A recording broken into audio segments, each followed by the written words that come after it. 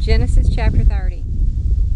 Now when Rachel saw that she had not borne Jacob any children, she became jealous of her sister, and she said to Jacob, "Give me children, or else I'm going to die." Then Jacob's anger burned against Rachel, and he said, "Am I in the place of God, who has withheld from you the fruit of the womb?" Then she said, "Here is my female slave, Bilhah. Have relations with her, that she may give birth on my knees, so that by her I too may obtain a child."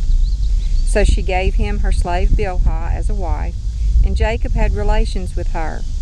Bilhah conceived and bore Jacob a son.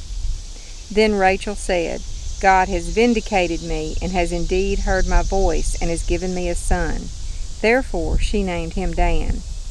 And Rachel's slave Bilhah conceived again, and bore Jacob a second son. So Rachel said, "With mighty wrestling I have wrestled with my sister, and I have indeed prevailed." And she named him Naphtali. When Leah saw that she had stopped having children, she took her slave Zilpah, and gave her to Jacob as a wife. And Leah's slave Zilpah bore Jacob a son. Then Leah said, "How fortunate!" So she named him Gad. And Leah's slave Zilpah bore Jacob a second son. Then Leah said, "Happy am I, for women will call me happy." So she named him Asher. Now in the days of wheat harvest, Reuben went and found mandrake fruits in the field, and brought them to his mother Leah. Then Rachel said to Leah, "Please give me some of your son's mandrakes." But she said to her, "Is it a small matter for you to take my husband? And would you take my son's mandrakes also?" So Rachel said, "Therefore he may sleep with you tonight, in return for your son's mandrakes." When Jacob came in from the field in the evening, Leah went out to meet him, and said, "You must have relations with me, for I have indeed hired you with my son's mandrakes." So he slept with her that night. God listened to Leah, and she conceived, and bore Jacob a fifth son. Then Leah said, "God has given me my reward, because I gave my slave to my husband." So she named him Issachar. And Leah conceived again, and bore a sixth son to Jacob. Then Leah said, "God has endowed me with a good gift. Finally my husband will acknowledge me as his wife, because I have borne him 6 sons. So she named him Zebulun. Afterward she gave birth to a daughter, and named her Dinah. Then God remembered Rachel, and God listened to her, and opened her womb. So she conceived, and gave birth to a son, and said, "God has taken away my disgrace." And she named him Joseph, saying, "May the Lord give me another son." Now it came about, when Rachel had given birth to Joseph, that Jacob said to Laban, "Send me away, so that I may go to my own place and to my own country. Give me my wives and my children, for whom I have served you, and let me go. For you yourself know my service which I have rendered to you."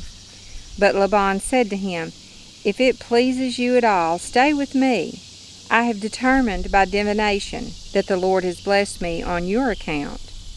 He continued, "Name me your wages, and I will give them." But Jacob said to him, "You yourself know how I have served you, and how your livestock have fared with me. For you had little before I came, and it has increased to a multitude, and the Lord has blessed you wherever I turned. But now, when shall I provide for my own household also?" So he said, "What shall I give you?" And Jacob said, "You shall not give me anything. If you will do this one thing for me, I will again pasture and keep your flock. Let me pass through your entire flock today, removing from there every speckled or spotted sheep, and every black sheep among the lambs, and the speckled or spotted among the goats. And those shall be my wages. So my honesty will answer for me later when you come concerning my wages.